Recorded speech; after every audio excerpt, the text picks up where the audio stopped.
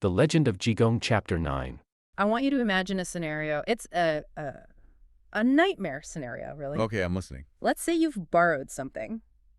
And not a cup of sugar, not a library book. We are talking about a priceless, magical family heirloom. Oh boy. I could already feel the anxiety spiking. It gets worse. You take this thing out and you lose it. No. But it's not just lost in a gutter somewhere. You find out it was stolen, sold, then flipped for a massive profit, and is now hanging on the wall inside the home of the most powerful, dangerous politician in the country. Wow. You can't ask for it back. You can't sue him. You are, for all intents and purposes, a dead man walking. That is a catastrophic level of failure. Right. So you're desperate, you're sweating, and a friend tells you, hey, don't worry. I know a guy. There's always a guy. But the guy he knows is a homeless, eccentric monk who is constantly drunk, lives in a ruined temple, and tells you the only way to solve your problem is to hire a clay statue to commit a felony. A literal divine heist. Exactly. Welcome. Today we are unpacking Chapter 9 of the biography of Jigong. And I have to say, this story is absolutely unhinged in the best possible way. It really is. It's a wild ride. We're looking at the legend of Jigong, who is often called the living Buddha. Right. But if you're picturing some serene monk meditating under a tree, you need to just throw that image out the window. Okay. Jigong is a trickster. He eats meat, he drinks wine, he mocks authority. He sounds less like a saint and more like that one chaotic friend we all have who somehow, always lands on his feet. That's a great comparison. And in this specific story, we get to see him operate at his peak. It's a story that involves high-stakes artifact trafficking, some very questionable medical practices, and my personal favorite part. I think I know what you're going to say. A labor dispute between unionized gods. The labor dispute is incredible. We will get there. But we have to start with the MacGuffin, the object that starts all this trouble. Right. What exactly are we chasing? It's a scroll called the 5 Thunder 8 Trigram Heavenly Master Talisman. The 5 Thunder 8 Trigram Heavenly Master Talisman. That is a mouthful. It sounds like something from an RPG video game that gives you, like, plus 50 damage. It's a very serious object. Oh. A painted scroll, an heirloom belonging to the Du family. Yeah. Now, our protagonist, or maybe victim is a better word, is a man named Li Guiyuan. Okay. He's a wealthy man, but clearly not the sharpest tool in the shed. He borrows this talisman, presumably to study it or just admire it. And he makes the classic blunder. The fatal error. He takes it to a restaurant. See, this is what I don't get. If I have the Mona Lisa in my bag, I'm not stopping for happy hour. You would think. But Li Guiyuan goes out for food and wine. He's having a good time, gets a little tipsy, maybe gets distracted. At some point, he looks over, and the bundle is gone. That stomach drop moment. The text says he stops eating immediately. The panic is just absolute. Because if word gets out that he lost this thing, his reputation is incinerated. You can't just pay them back. No, it's irreplaceable. So he goes into crisis mode. He sends his servants out to play detective. And surprisingly, they actually crack the case pretty fast. They do. They're competent. They trace the theft to a local criminal known as the White Money Thief. White Money Thief. I love these folklore nicknames. It's got a ring to it. But here is where we see the economics of stolen art. The thief knows he has to move this hot merchandise fast. Right. So he sells this priceless talisman to an antique dealer named Lu for 30 taels of silver. 30 taels. Is that a lot? For a scroll like this. Yeah. No, it's a fence price. It's pennies on the dollar. But Lu, the antique dealer, he's a shark. He knows what he's got. Oh, yeah. He turns around and sells it immediately for 500 taels. Wow. That is what, a 1,600% markup? Nice work if you can get it. But the real problem isn't the price. It's the buyer. The dealer sells it to Prime Minister Chen. Prime Minister Chen. Now, for the listeners, we need to contextualize this guy. He's not just a bureaucrat, right? No. In these stories, Prime Minister Chen represents the absolute peak of worldly power. He is untouchable. His estate is a fortress.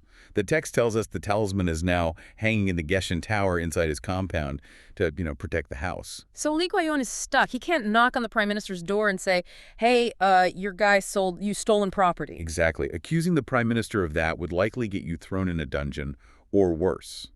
Li Guiyuan is paralyzed. And then the pressure ratchets up. Of course. The original owner's son, Li Xiaotong, shows up at Li Guiyuan's house. Of course he does. He says, hey, my dad needs the talisman back. We have a big family sacrifice ritual tomorrow morning. Oh, the dread, the I need it tomorrow deadline. What does Li Guiyuan do? Does he confess? He lies.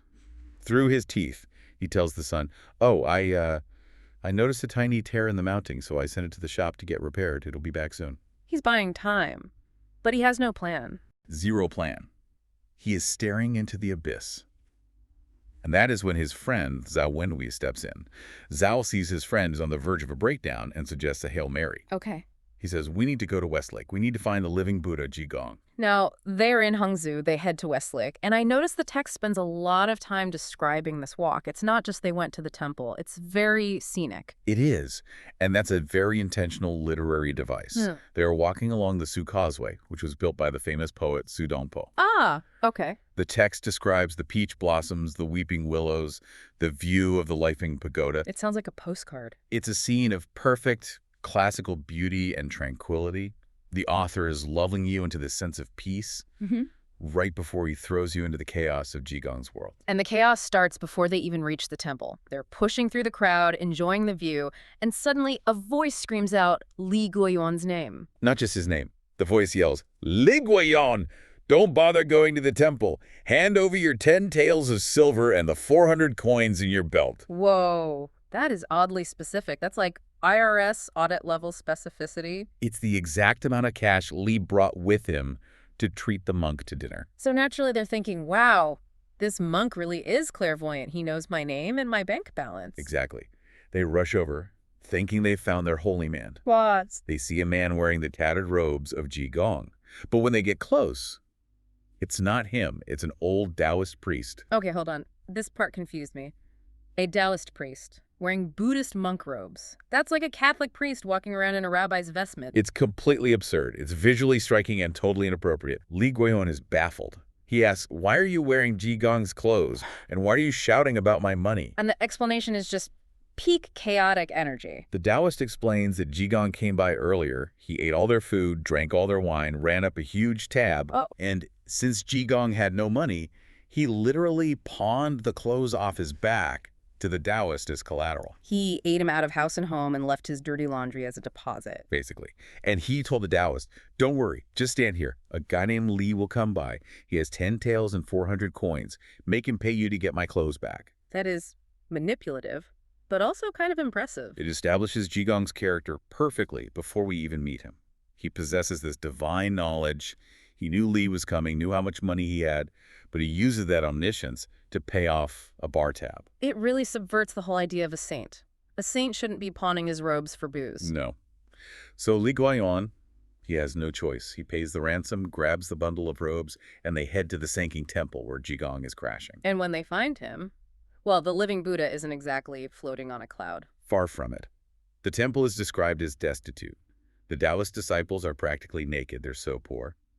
And there's Jigong sitting on a chair, half naked, barebacked, probably hungover. If I'm Li Guiyuan looking at this guy, I'm thinking, I am going to jail.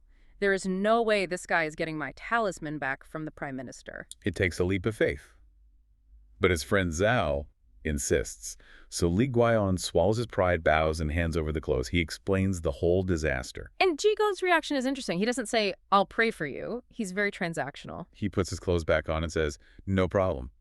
I can get the talisman, but there's a condition." There's always a catch. Jigong says, "I know your wife is sick. I have to cure her first." Which is a shock because Li never even mentioned his wife. Right. It's another display of that supernatural knowledge. But then comes the warning. Jigong says, "I will cure her, but you have to understand my methods. It's going to get physical. I might have to roll around on the ground with her. No matter what you see, do not interfere." Whoa. Pause. You are asking a wealthy, respectable, traditional man to let a dirty, drunk monk wrestle his wife. It's a huge ask. In that society, the rules of propriety between men and women were incredibly strict. For a strange man to touch a woman was scandalous. For a monk to roll around on the ground with her, that is social suicide. It's beyond taboo. But Li agrees, which just shows how desperate he is. Exactly. They go to Li's house, and we get to meet the wife, Madame Lin. And the situation is grim. She's not just sick, she's violent. The text says she is chained up because the servants are terrified of her. She's completely lost her mind. Yes. So Jigong enters the arena. Does he chant a sutra? burn some incense? I'm guessing no. No. He starts running laps. He runs around a large fish tank in the courtyard, screaming at the top of his lungs, "Oh no, she's going to kill me. If she catches me, I'm dead." He's baiting her. He is actively provoking a psychotic break. And it works. Madame Lin snaps. She breaks her restraints. It's all very chaotic, and she starts chasing this monk around the fish tank. It's pure slapstick comedy. You have a living Buddha running in circles, screaming, and a furious woman chasing him. Until the accident happens. Madame Lin is running so fast, she trips. She hits the ground hard, and the physical shock is so intense that she vomits. The text explicitly says she spits out a pile of phlegm. Amazing. She wakes up on the floor, looks around, and asks, "Why am I here?" She is completely lucid. The madness is gone. Okay, we have to unpack this. Because to a modern listener, vomiting phlegm cures insanity sounds like medieval nonsense. It's gross and random. But there's a logic here, right? This is rooted in traditional Chinese medicine. It is. The diagnosis in the text is phlegm confusing the heart. Phlegm confusing the heart. What does that actually mean? Because when I think of phlegm, I think of a cold. In traditional Chinese medicine, or TCM, the heart isn't just the pump for your blood. It's the seat of consciousness, the spirit, the shen. It's your mind. Okay. Phlegm doesn't just mean mucus. It represents a substantial stagnation, a blockage formed by thickened fluids or energy that clouds clarity. So it's like a spiritual clog. Essentially, if this invisible phlegm rises up and shrouds the heart, the shen can't reside there peacefully. The mind becomes obscured. That is the explanation for madness or mania. But where did the phlegm come from? The text actually gives us a backstory for Madame Lin, right? It does, and this is the tragic part that gives the story weight. The outline mentions she had a brother named Lin Tingyu. Lin Tingyu, the black sheep. He was a wastrel, a total loser. He squandered their entire family fortune. Madame Lin kept trying to help him, lending him money, and he just kept burning through it. Oh, that's rough. Finally, he showed up at her door in rags, begging for more. And that feeling of betrayal, that hopelessness, that's what caused it. The emotional trauma. Exactly. In TCM terms, that intense, unresolved emotion caused the fluids in her body to congeal into phlegm and rush upward, blocking the heart. She snapped. So Jigong's treatment, the running, the screaming, the physical exhaustion, it wasn't just him goofing around. No, it was shock therapy. He needed to create a physical and emotional crisis intense enough to dislodge that blockage. The fall and the vomiting were the physical expulsion of that phlegm. He physically knocked the crazy out of her. In a manner of speaking, yes. He forced the stagnation to break. That is fascinating. So Li Guoyan is stunned. He's thinking, okay, this guy looks like a mess, but he just cured my wife. He orders a massive feast. He is all in. He is. He's ready to trust Jigong with the main mission, the talisman. So they are sitting at dinner, and Li asks the big question, how are we getting the scroll out of the Prime Minister's tower? Is Jigong going to sneak in, use magic? Jigong shakes his head. He says, "I won't steal it. I'll hire someone to steal it." A thief. Not a human thief. He says, "I'll hire Weituo." For those who don't know, who is Weituo? Weituo is a Bodhisattva. If you walk into a traditional Chinese Buddhist temple, he's the first major statue you see. A fearsome-looking general in full armor, holding a heavy staff. He's the guardian of the temple. So Li Guoyan is confused. He says, wait, you mean the statue, the clay statue in the temple? And Jigong says, yes.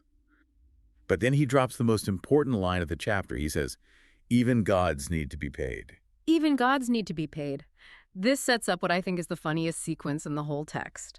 Jigong leaves the dinner table to go negotiate. He treats it entirely like a business meeting. He goes back to his own temple, Lingyin Temple, stands in front of the Weituo statue and says, I have a job, steal the talisman. What's your quote? And the statue talks back. In Jigong's reality, yes. The statue demands 5,000 cash. That's 5 diao. Okay, 5,000, is that a fair price? It's decent.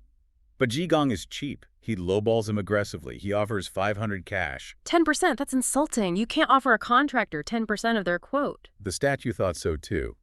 Jigong says the statue lifted his face and refused to speak to him. It was a hard no. The negotiation collapsed. So Jigong doesn't give up. He goes to a competitor. He walks over to the great Buddha temple down the road. He finds their Weituo statue and offers him the job. But this Weituo asks the question. He asks, did you talk to the Weituo at your temple first? He's checking if the position was already offered. Right. Jigong admits, yeah, I did, but he wanted too much money. And what does the great Buddha temple Weituo say? He says, I can't do it for less than. If I undercut him, it would be disrespectful to my colleague. Wait a minute, are you telling me the gods have a union? They essentially have price controls. They won't scab on each other. It is a hilarious projection of human bureaucracy onto the divine. Even the statues have professional courtesy. That is incredible. It implies that the divine world is just as petty and rule-bound as the human world. Exactly. It's not a mystical realm of pure light. It's a workplace. So Jigong is 0 for 2. He's running out of options. Where does he go next? He goes to the purple bamboo grove. Now, this is described as a much smaller, poorer temple.